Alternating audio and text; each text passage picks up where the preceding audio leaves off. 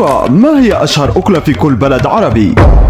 البداية راح تكون من العراق، وتعتبر الدولمة على عرش صفرة الطعام العراقي، وتمتاز بقيمتها الغذائية العالية نظرا لاحتوائها على كمية كبيرة من الخضروات والأرز واللحم. ومن العراق نروح إلى لبنان، وعندهم التبولة، وهي سلطة شعبية مشهورة في بلاد الشام، ومن ألذ الأطباق اللبنانية. ومن لبنان نروح على سوريا، وعندهم الكبة السورية، وهي أكلة مشهورة في سوريا وبعض دول الشام، ومكوناتها الرئيسية اللحم المفروم والبرغل الناعم والبصل.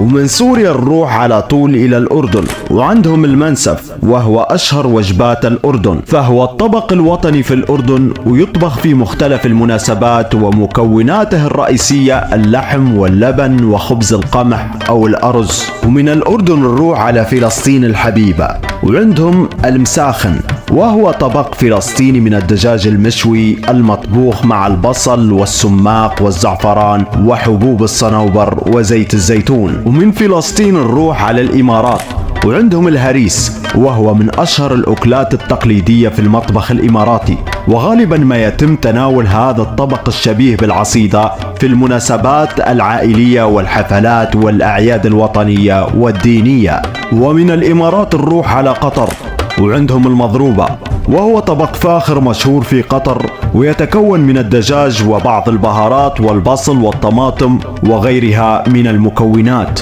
ومن قطر نروح على موريتانيا، وعندهم طبق مار الحوت، وهو طبق ساحلي من السمك والأرز الذي يعتبر الأكلة الوطنية الموريتانية، ويقدم الطبق مع صلصة بيضاء أو صلصة حمراء مصنوعة من البندورة. ومن موريتانيا نروح على الكويت، وعندهم المجبوس، وهي أكلة مشهورة في الكويت، وتتكون من الأرز المطبوخ بالمرق واللحم أو الدجاج أو السمك.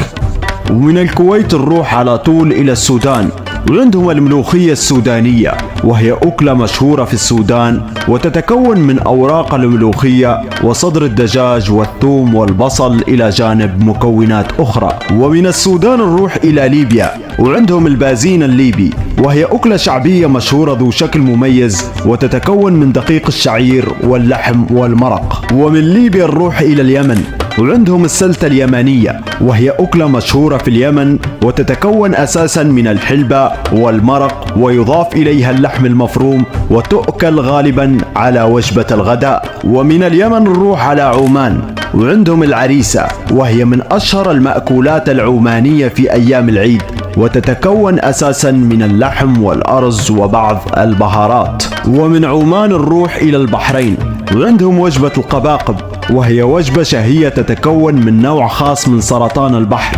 ويتم طهيه في القدر إلى جانب بعض البهارات. ومن البحرين نروح إلى المغرب، وعنده الطاجين المغربي، ويعتبر من أشهر الأطباق التقليدية في المغرب، ويتكون أساسا من اللحم والخضروات. ومن المغرب نذهب إلى مصر، وعندهم الكشري، وهو من أشهر الأكلات في مصر، ويتكون من المعكرونة والأرز والعدس الأسود والبصل المقلي وصلصة الطماطم. ومن مصر نروح على طول إلى تونس، وعندهم اللبلابي، وهي أكلة تونسية شهيرة، وتؤكل في فصل الشتاء، وتتكون من الحمص والهريسة والخبز والبيض وبعض البهارات. ومن تونس نروح على السعودية، وعندهم الكبسة، وهي أكلة أساسا تتكون من الأرز، ويوضع فيها اللحم والسمن والمكسرات والزبيب، وتعد من الوجبات الرئيسية في السعودية. ومن السعودية نروح إلى الجزائر، وعندهم الشخشوخة، وهي أكلة شعبية مشهورة، وتطبخ في المناسبات والأعياد،